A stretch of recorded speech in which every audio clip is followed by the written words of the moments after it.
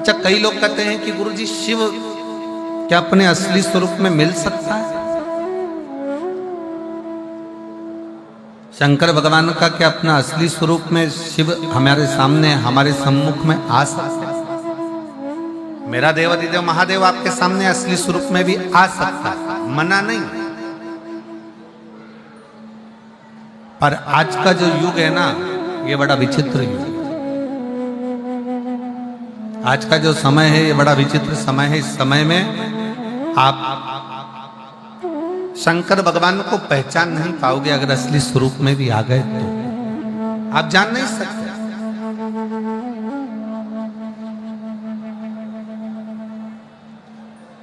शिव अगर सत्यता के सम्मुख में सामने आकर प्रकट भी हो जाए, सामने आकर खड़े भी हो जाए, तो आप उसको पहचान नहीं पाओगे। आपके मन में आएगा, हो सकता है कोई बहरूपिया, हो सकता है कोई तिलक लगाया, हो सकता है कोई ने वेश बनाया, हो सकता है कोई स्वरूप धर कर आ गया। आप शिव को पहचानोगे तो शिव सामने कभी नहीं आते।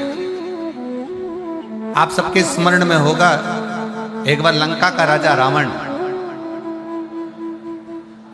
भगवान शंकर को ढूंढने के लिए निकला। और लंका का राजा रावण जब भगवान शिव को ढूंढने के लिए निकलता है, ढूंढते ढूंढते लंका का राजा रावण थक जाता, थक गया और थककर चूर होकर बैठ गया।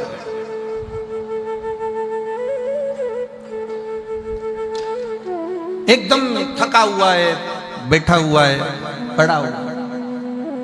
और उसने एक संकल्प लिया कि मैं शंकर को ढूंढ कर रहूंगा। मंदोदरी रावण के सम्मुख में आई और रावण के साथ में मिलकर मंदोदरी ने रावण से कहा, स्वामी आपसे शंकर भगवान रोज मिलते हैं, आप शिव जी की अर्चना रोज करते हो, आप शंकर का गुणगान रोज करते हो, आप शिव की पूजन रोज करते हो, तो फिर आप शंकर जी को ढूंढने क्यों निकले? मुझे शिव को ढूंढना, मुझे शंकर को ढूंढना। और शंकर भगवान को ढूंढने के लिए लंकाधिपति रावण लगा रहा, पर शिव उसको मिले। थक गया, चूर होकर गिर गया, पड़ गया, नीचे बैठ।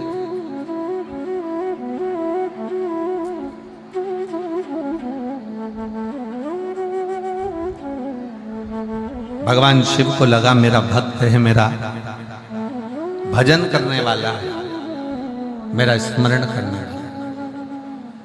शंकर भगवान बोले, काम करो नंदी, जाओ जरा, और नंदी तुम जाकर लंकाधिपति रावण को समझाओ कि शिव को ढूंढने के लिए तुम मत करो, तुम एक काम करो कि जहां पर हो वहीं पर एक पार्थिव लिंग का निर्माण करो, और पार्थिव लिंग का निर्माण कर उसकी पूजन करो।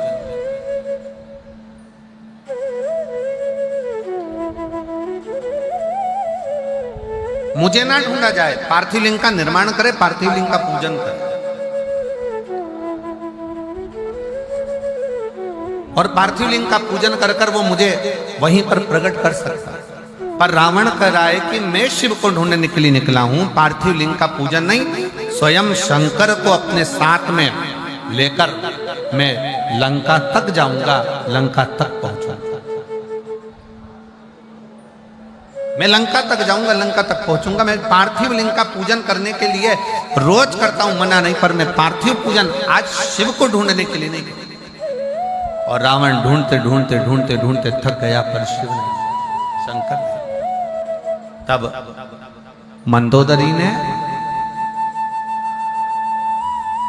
रावण के हाथ का स्पर्श कराकर थोड़ी सी बालू मंदोदरी लेकर जाती है, और मंदोदरी उस बालू से शिवलिंग का निर्माण करती है।